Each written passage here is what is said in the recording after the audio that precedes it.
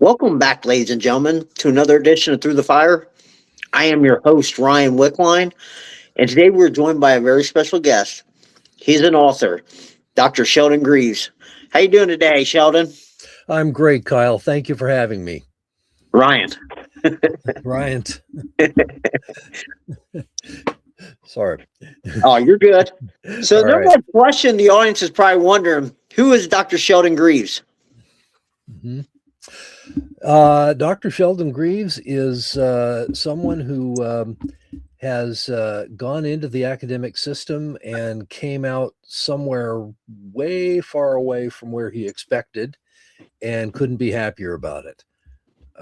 Basically, what I've done is in the course of working on a doctorate in ancient Near Eastern studies at Berkeley, I kind of decided that there's another way, a better way to exercise one's mind and do one's intellect. And I've ended up doing some much more interesting things than I would have done if I had stayed in academia. I also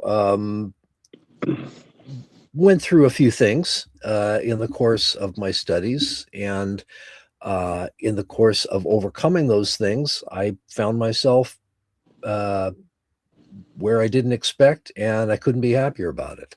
Now, I've all that mysterious stuff. We can get to answering all those, but the bottom line is that I have taken my experience in learning for yourself, learning with others, and I have written a book called The Guerrilla Scholar's Handbook. I refer to myself as a guerrilla scholar, which is someone who uses creativity, innovation, and with a heavy dash of just ornery stubbornness to approximate the learning tools that are available to someone in academia, even though you're not associated with a university. And there is some really great stuff that happens when you decide to take custody of your own intellectual life and do things that you thought yourself not capable of doing. So yeah, that's kind of what I do, what I where I am, and I've gone on to um, play work on a rocket project. I've done a small software company, and perhaps most interestingly, I co-founded a university built from the ground up for people in the intelligence, counterterrorism, and executive protection communities. So I went from reading ancient papyri and clay tablets to training spies. Go figure. Yeah. Was the whole plan always to go back into academia and become a college professor? Was that the original plan? Yeah, that was the original plan. I mean, there really isn't a whole lot else you can do, with studying the ancient Middle East.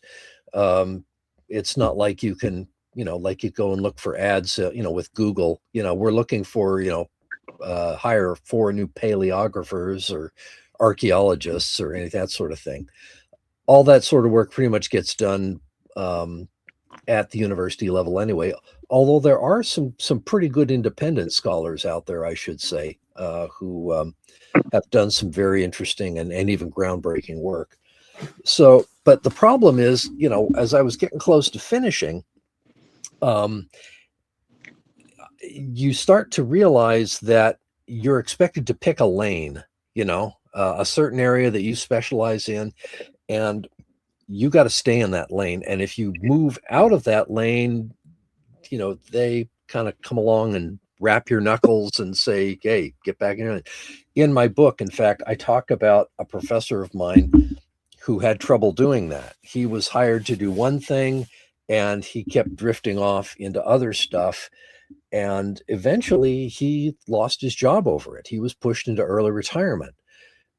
It ended well for him anyway, just because I guess he had done really good work and he was recognized for it in spite of all.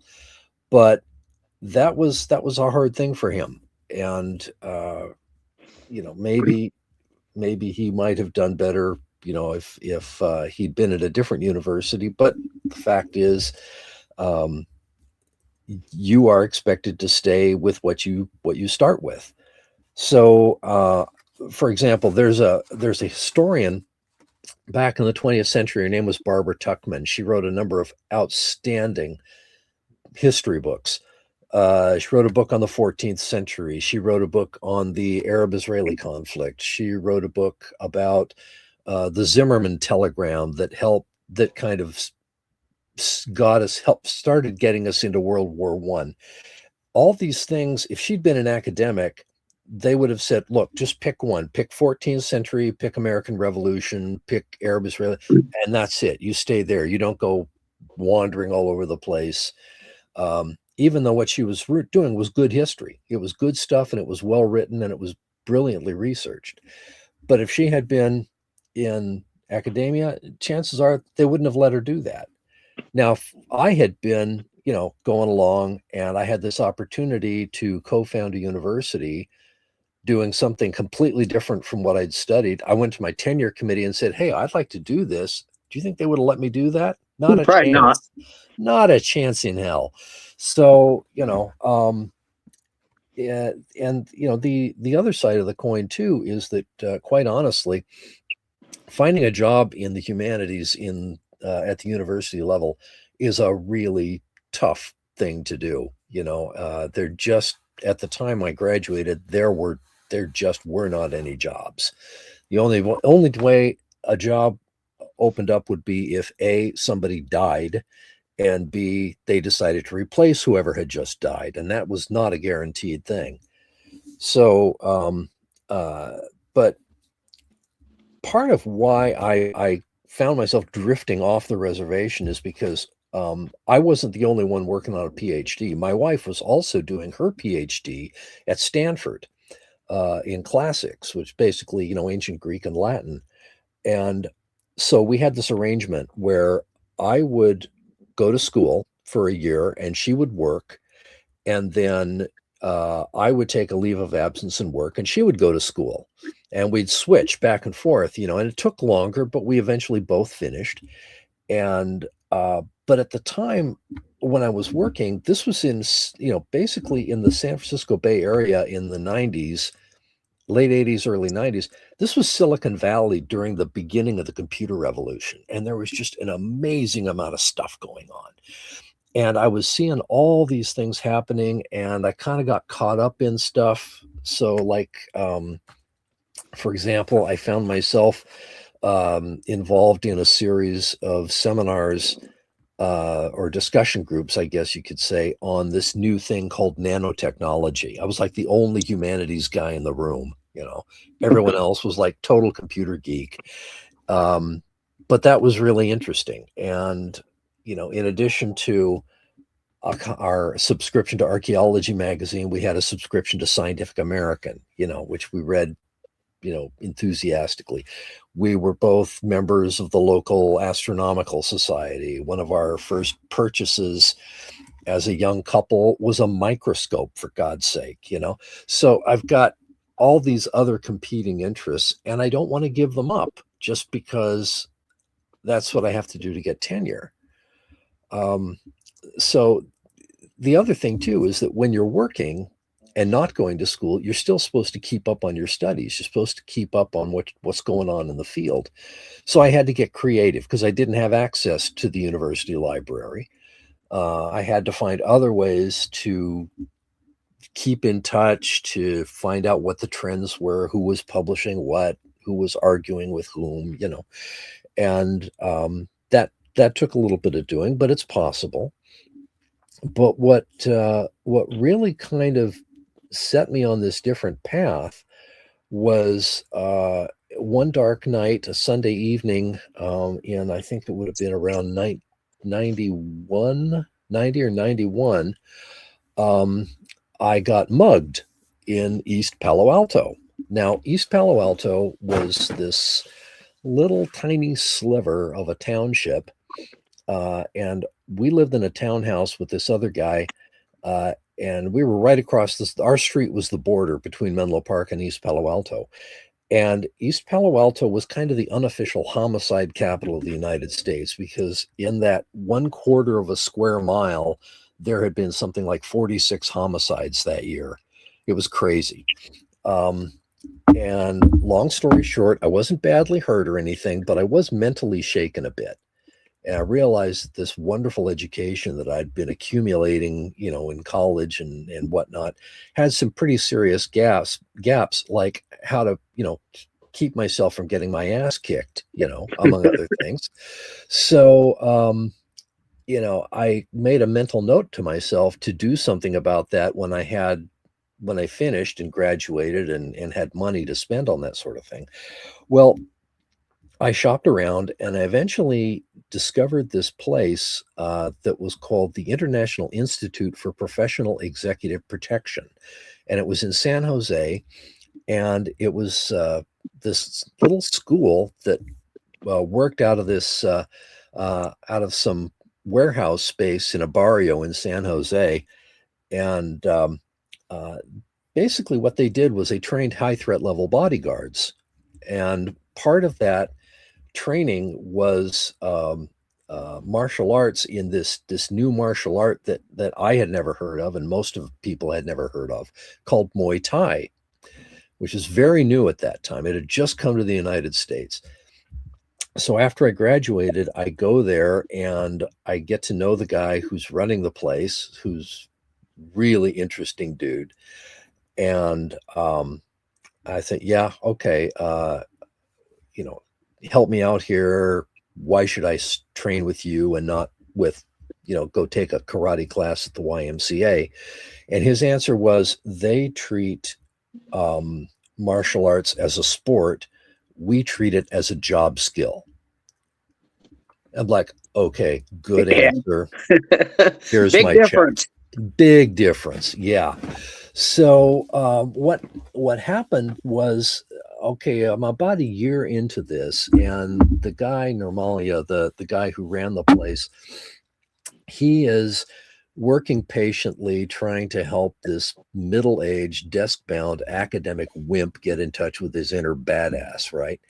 And about a year into this, we're taking a break from training, and we're talking, and I happen to let slip that I've got an advanced degree from Berkeley, and he perks up and he goes, "Could I see you in my office?" And I'm like, crap, did I do something? Did I say something? Because this is someone you don't want mad at you, So we go in there and we sit down, and he says, "Look, I've got this little school here. We have these certificates that we give out to people who complete the courses and all that stuff. But I have bigger plans for this place. I want to take this little school and I want to turn it into a full-fledged university with bachelor's and master's and doctoral programs, and accreditation and all that." And he says, "But I need people with advanced degrees to do that." And he says, "You told me that you are working right now as a technical writer." I says, "Yeah, that's right." He says, "I need people who can document stuff." And he says, "You're also, an expert on the history of the Middle East. That's helpful."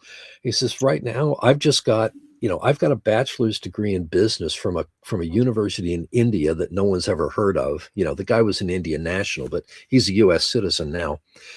And and I says, "Okay, well, that sounds pretty ambitious. That's, pretty cool idea." And then he leans across the table and he looks me right in the eye and he says, "How would you like to co-found a university with me?" And I'm like floored. I am thunderstruck. Like that is, this is the last thing I expected, when you brought me into your office. And I said, "Well, yeah, of course, I would love that, that would be fantastic." I says, "But you got to understand, I mean, I spent the last how many years, studying, Near Eastern antiquities. My knowledge of the intelligence world is grounded on the fact that I've seen every episode of Get Smart, and his answer was really interesting. And there's a kind of a life lesson in there for me. He says, "Don't worry about that." He says, you keep showing up, you work hard, you pay attention, and you do your best to learn what we're trying to teach here. I'm convinced that just based on that you can do this. I says, okay, you the man. I'm in all the way. So there were three of us. There was him, myself, and another gentleman who was a former Secret Service agent. And, it took a long time, took years of hard work, but eventually we did build what became Henley Putnam University I think in 2002 or 2003, we got state approval. And then a year or two later, we got national accreditation. And we did that. We had our degree programs. Hundreds, maybe thousands of people by now have been through those programs. Right now, the university later merged with National American University. So they're now the Henley Putnam School of Strategic Security at National American University. But along the way, I had to get creative again with Guerrilla scholarship, with getting creative to find material that we could use to use in the courses, because we were doing something that no one had done before. We were the first university to create courses in intelligence and counterterrorism and whatnot that met academic accreditation standards. And it wasn't just, like stuff where you're talking about policy or things like that. We were teaching the good stuff. I mean, we were teaching surveillance. We were teaching how to develop cover. We were doing about like counter espionage, covert communication, various kinds of analysis and intelligence collection, how to insert a mole in someone else's organization. We had a whole class on that one. The good stuff. And it kind of boggles my mind to this day that I had even the slightest thing to do with it. But my job was to take information from people who were doing this stuff and turn it into courses. And we had people from the FBI, the NSA, the DIA, Secret Service, CIA. We had some foreign people, one guy from MI6, someone from Australia, Bureau of Investigation, India Special Forces. And I think we even had a Canadian Mountie in there somewhere. But it was this marvelous mix of people. And I got to know some really interesting and mildly scary people. But that all came out of getting mugged. Crazy. That's crazy how that one thing set you into motion to step into something completely different. Mm-hmm. Yeah. I mean, that is just, when I hear that story, it's just like, man, think about, he was studying like Middle East, classical Middle East history. Yeah. And next thing you know, he's teaching spycraft. Right. Yeah. I mean, I was literally reading, in preparation for my exam, I was literally reading Babylonian potency incantations, ancient Babylonian Viagra, basically, among other things. And now, and then go from that to this. And what's interesting too is that my spouse, she kind of caught on to this and joined our faculty. And in fact, she's still teaching for them. All this time later. She's teaching courses in, global geopolitics. And she used to teach this, I think she's still teaching it actually, this class called The History of Intelligence from Antiquity Through the Middle Ages. So, like Julius Caesar's spy network and all stuff like that. I mean, it's just really, really cool stuff. Yeah. So, what was probably your biggest takeaway from that experience? I think my biggest takeaway from that experience is that if you are,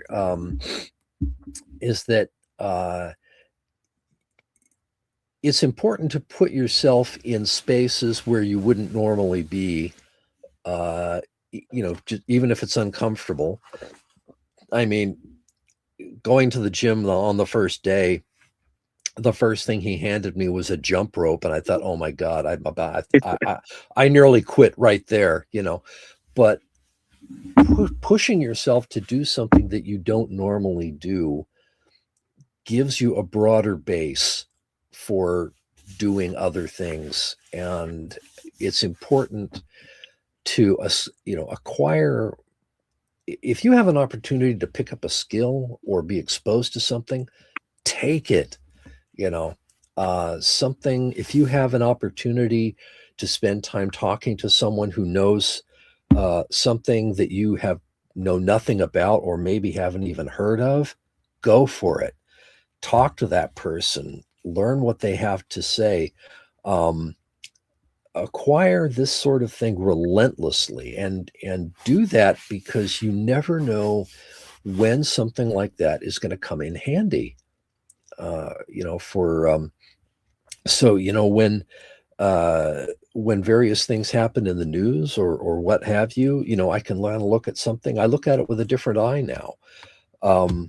Another thing too is that I learned the craft of intelligence analysis, which is kind of like being a scholar, but not quite. So when I do scholarship, I have the tools of the intelligence analyst to help me that my colleagues back at the university don't have. It's an approach to evidence. It's an approach to finding things out. It's, uh, so for instance, in the book, I talk about a seminar that I gave. I was given a seminar on intelligence collection to a bunch of high school kids in the local area. It was just kind of, here's what being in the intelligence world is like. And so I go, we talked about collection and we talked about analysis. Okay, now it's time for a take-home assignment. I'm giving you an intelligence requirement, which is the technical term for here's your assignment, go find this out. It says, now the fate of the free world may depend on your coming up with the answer to this, to this requirement. And they're all watching me very, very, they're excited about being a Cold Warrior, right? Playing it. I says, okay, here's your question. Does the Kremlin have a swimming pool? And they're kind of looking at me funny, okay, all right, well, we'll give it a try. So they all go home and they all went to Google, and they all went to Google Earth, and they spent the evening and part of the next day staring at satellite photos of the Kremlin looking for a swimming pool. And they come back and say, we couldn't find anything. I says, guys, look, it's Russia. Do you think the climate is going to be, there's going to be outdoor swimming pools, right? Oh yeah, we didn't think of that. So told them to get creative next time. And the whole point of the exercise was to get them away from Google, get them away from the normal way of researching things. And finally, there was one kid who came up with a solution. He picked up the phone, called the Russian consulate in San Francisco, and he asked them. Huh. So do they have a swimming pool? Well, he told me that the answer was niet, but frankly, I didn't care whether, whether, the answer was right or not. What really mattered to me was that he had done something different other than just go into a search engine, because Google is wonderful, but it really only indexes something like 5% of the web, and there's an awful lot of stuff that it doesn't have. And AI may or may not give you the right answer unless it's feeling like hallucinating that day. So but there are just so many other ways of finding things out. Yeah, if you want to have some fun, go to your public library, go find the reference librarian and ask them to tell you 5 sources of information that most people don't know exist. And he or she will probably stop at 10 or 11. There's just so many resources out there that people just don't know about. And if you're doing, mind work, intellectual or scholarly work, or just trying to sharpen your activism, there are so many resources out there that people are completely unaware of. Here's one, for example. The Government General Accounting Office keeps a list of experts that the government can consult on pretty much any topic. And you can call, I think you would go through each congressional district by law has to have at least one government documents repository library where government documents are kept. You can call those libraries, you can visit those libraries, and you can go through them to access this list of experts and contact them, and it's free, and you can get people who are up to the absolute minute on anything, whether it's insect damage from tussock moths to northwest forests to copyright laws in Montenegro. There is someone there who knows that information and can provide it to you. Your tax dollars at work. Yeah. So, Google may or may not have that stuff. And if it does have that stuff, it may or may not be up to date. So, there's just one example. I mean, there are a lot. I have a lot of that in my book too. So you probably dealt with a lot with disinformation as you were teaching at the university, right? Yeah. Yeah. Yeah. What advice would you give to our audience about sifting through all the disinformation to find out what's true? Oh, wow. Excellent question. What's important to do is everybody is in an information bubble, whether they know it or not. It's kind of the same way that everybody is on a diet. Some just do it deliberately, and others, they just, eat whatever they want. But in both cases, it's a diet. And in the same sense, we all live in an information bubble. So what's important to do is to keep a close watch on when someone tells you something, does it pan out later? If someone tells you that, X is happening and it turns out not to be true, if that happens 2 or 3 times, you don't listen to that person anymore. You cut them out. You just, nope, I'm not going to have anything to do with them.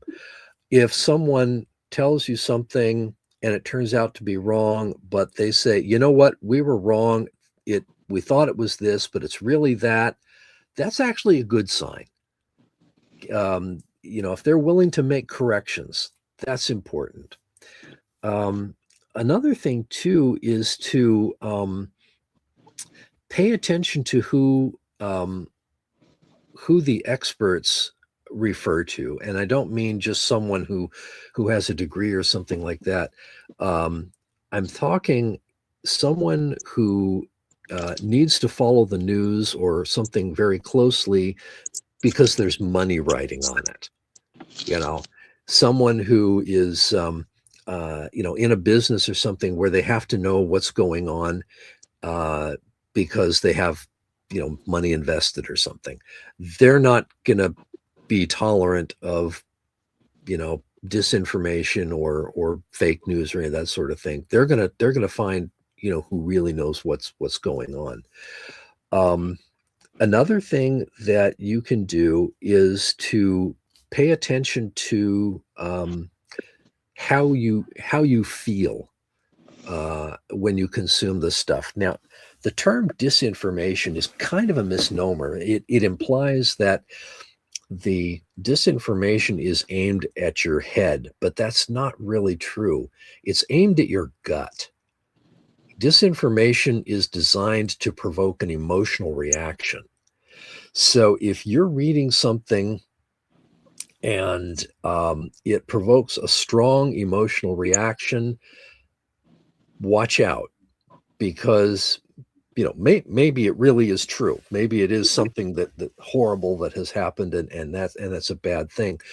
But if someone is talking about something that's kind of innocuous, like what are kids, like kids playing soccer, or people doing something at the beach, or a new bus route or something, but there's language in there that's designed to kind of crank you up a little bit, stay away from that source. Another thing too is to use fact checks and bias detection sites. My personal favorite is one called mediabiasfactcheck.org, I think it is. And they will they rate hundreds of sources, news sources, broadcast, online, print, the works, and they check bias on two different factors. One is, what's their political bias? Do they lean left? Do they lean right? Are they in the center? Which is less important to me. I mean, but the one that really matters is the factual bias. Do they get it right? And media bias fact check is pretty good at saying, yeah, these guys are okay. They tend to have a high reliability, or these guys tend to be not so good because they've failed multiple fact checks and they haven't, corrected anything. So those kinds of sites are really helpful. Use those as often as you can, and just create your own set of sources that you trust, and talk to people whose opinion you trust. Ask them where they get their information, and but don't just take their word for it. Do your homework, take your time, and if it works out, if it sorts out, and they get it right, go for it. But it's important. The other thing too is, if you're talking politics, it's important to have at least one source with whom you disagree. But, and this is the hard part, you need to find a source that makes the best possible argument for the other side. If you're going to get into some kind of a debate, or even just within internal debate, you want someone who's making the very best argument for the other side, because otherwise you're kind of creating your own straw man, and that's lame. The other thing is, if you are if you can take the very best arguments from the other side and answer them, your position is going to be stronger. I've noticed that the strongest positions are taken by people who know the other side's arguments inside and out. It's just kind of one of those funny things, but that's the way it goes, and don't try to rephrase it or misrepresent it to yourself. Be honest, be solid about it. And if you do that, your own position will be a lot stronger. So, that's something in a nutshell. I do have an entire chapter devoted to disinformation. I bet. I mean, because the time we're living in now, I mean, you can see it. You don't know who to trust or what to trust anymore. Well, yeah. And, that's the crazy thing. The difference between a scholar and an intelligence analyst is that the intelligence analyst traditionally always had to assume that someone was trying to spoof them. Someone's trying to run, disinformation or bad info past you, something that, to throw you off the track. Well, I guess we're all intelligence analysts now. Yeah. That's today. It's called, Monday. So yeah. So it's an important skill, and we have to learn how to do it, because you're right, it's a totally different world now. Yeah. You said once it's like so much disinformation, then one group only wants to read one side of the news, the other side wants to read the other side. It's like Mhm. you can't coexist anymore. No, you have people who are living in alternate realities, and Yeah. you have to find the one that most matches, reality. And sometimes that's not easy. It depends on, a lot of times people are living in places, for instance, where the only sources of news are like, cable news and AM talk radio, which has turned into just like this ridiculous cesspool of God only knows what. Um, and that's unfortunate, because I can remember a time when, there was this newscaster who, um, his name was Walter Cronkite, and he was known as the most trusted man in America, and he was a news reporter, and people trusted him because he took telling the truth seriously. And that sounds almost crazy now, but um, there were people in the media that you could trust. And somewhere along the line, broadcast news changed from a public service to a form of entertainment. And that's kind of when it all started to fall apart. Sometime in the 80s, I guess, is when you really started seeing the shift. So we have to find our way back from that, and I'm not sure how we're going to do it. There are some good news sources out there, but it takes some digging to find them. Yeah. And Godspeed, good luck. Yes, sir. Mhm. How would someone become an expert in a certain area? Well, let's see. Let's suppose you're starting from complete scratch. Okay. So there are a number of things that a number of ways you can approach this. One thing that I would do is I would go to your local public library, and I would maybe talk to the reference librarian and say, "Here's how some things to get me started. But here's a trick that I learned some time ago." Um, One of the things that you'll find in a library is, you know, there are these things called encyclopedias, and some of them are hard copy and some of them are online. But there's a website, for instance, I think it's called encyclopedias.com, and they have something like 200 or 300 encyclopedias that are all there online that you can access. So pick, I don't know, maybe half a dozen of these encyclopedias and look up your topic. Look up the entry to your topic, and kind of read through the article just to kind of get a general idea. And then at the end of each article in encyclopedias, most of the time, you'll see a list of references. Wikipedia does this too, and you can certainly use Wikipedia for what I'm about to explain. Look at those lists of references and compare them across your set of encyclopedias. And if you see one or two books that everybody refers to, that's where you go. Start with that, because that's the book that the experts say tells it better than anything else. And it might be kind of advanced, it might be, kind of technical, but that's okay. You take your time. You take your time going through it. You kind of go back to it from, as you work. Um, look at then start looking around to see if there's stuff online about the subject.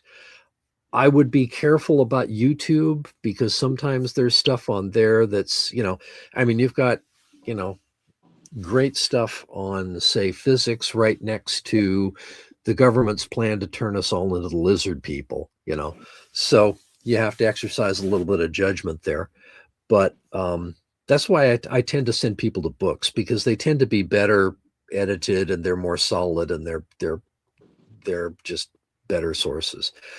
and take your time going through that. And then as you're working through things, another thing you might do is go to a site like LinkedIn and do a search for people who are experts or who teach or have something to do with the field you're interested in. Start making a list. Make a list of these people.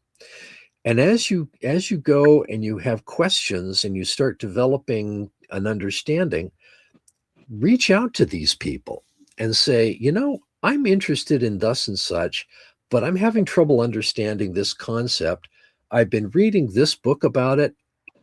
Here's what I think is going on, but I'm not really sure. Can you explain this to me? Can you help me understand that? And it's surprising how often you'll get someone will say, wow, someone's actually interested in talking to me about something I'm passionate about. Hell yeah, here, I'll write you a thing about it. This is an important thing that I taught that is very important to me as far as doing guerrilla scholarship, is that you do it communally. You do it with others. Don't do it alone. Find other people who are interested or who at least are willing to support what you're doing, and talk to them, get in touch with them, even if it's someone who just is not so much interested in the topic but is interested in you personally. That can be a big help. But those are just some basic steps. The other thing I would do is to start and keep a notebook of what you learn, where you get your information. Write stuff out. Write stuff that write out stuff that you learn, because writing it out kind of sets it in the brain. And if you can bring yourself to do it in longhand. Write it by hand. Typing is okay, but handwritten notes stick in the mind. Yeah. And you want that. You got to keep it there. So go old school, literally. Yeah. So they don't need an advanced degree to become an expert, do they? No, they don't. No, they really don't. And the truth of the matter is, you don't need to become an expert in order to do useful work. Okay, so for instance, let's say you want to get you want to do stuff in, I don't know, maybe astronomy or something. Now you could go and you could get a bachelor's in astronomy, which would take you 4 years, or you get a doctorate, take another 4 years or whatever. But you don't need that. Let's suppose that you wanted to get an associate's degree in astronomy. That's like 2 years at a community college. It comes to maybe about 2,000 hours of study time. And I know that what's his name, Malcolm Gladwell, talks about the 10,000 hour rule. You don't need 10,000 hours. That's if you want to be a world class, top of the heap expert. But you don't need that for most things. You can do interesting work, after a few hundred hours or 1,000 hours. So don't think that you need to have this mind melting level of work. The other thing to do, frankly, is, again, if you are doing something where people are also other people are doing it, I don't know, like engineering, like auto, say you're interested in automobile engines, go find the local gearhead fraternity and start hanging out with them, or join the astronomy club or the bird watchers club, or the people who love to talk politics down at the bar or whatever. Find people who are interested. That's a really good way to find out what's important to learn, what you need to know. Yeah, definitely immerse yourself into it. Totally. Yeah. What inspired you to write your book, The Guerrilla Scholar's Handbook? I discovered that as I was coming up with all these unusual ways of doing intellectual work, that what I was kind of doing was developing what could be called a life path. And it occurred to me that there might be other people out there who would want to do things a little differently. I also have to admit that there was a book that I encountered in the mid '80s by a guy named Ronald Gross. It was called The Independent Scholar's Handbook, and that book kind of gave me the idea that there are other ways to approach a life of the mind than what happens in the university. And I have to admit that that whole idea, I owe that to that book. And it kind of it sort of planted the seed that you can do your own thinking, you can create your own institutions, you can develop your own learning path, and you don't need to be part of a university to do interesting and even groundbreaking work. And in fact, he makes the case, and he makes a good case, that some of the really innovative and interesting intellectual work that's happening right now is happening outside the university. I mean, let's think for instance, the whole AI thing. Whatever you think of it, it's changing everything. It's not happening on university campuses. It's happening on corporate campuses. There are a lot of things that are happening in environmental science that are done by citizens, what's called citizen science, where ordinary people are out there taking measurements and doing observations, and they're assembling this body of knowledge that's helping us understand what's happening with the environment and climate change and all this sort of thing. So you really can do things that we normally think of as being restricted to people on the university campus. And to that I say, why should the professors have all the fun? Yeah. So what's the biggest takeaway you want your readers to get from it? I would say you are probably more talented than you realize. You probably have a lot more potential than you think you do. There's a wonderful quote that I just love by Stephen Jay Gould, who's a naturalist. And I guess my takeaway, there would be two takeaways. And the first is his quote, which is, I am somehow less interested in the weight and convolutions of Einstein's brain than I am in the near certainty that people of equal talent have lived and died in cotton fields and sweatshops. I think there is a vast waste of talent and potential that's happening all around us.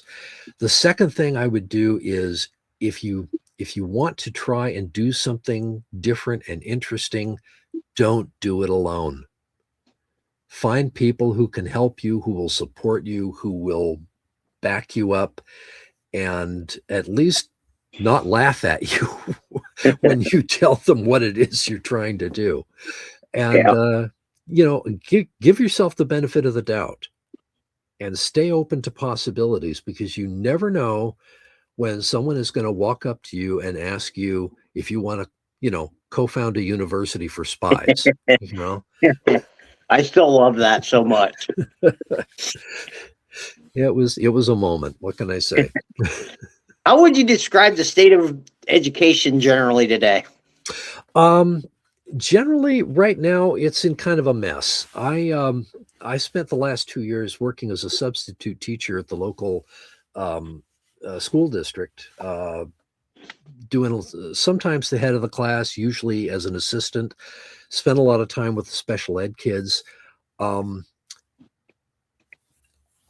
School teachers are being asked to do way more than they should be. There's more and more administrative crap that they're supposed to take care of.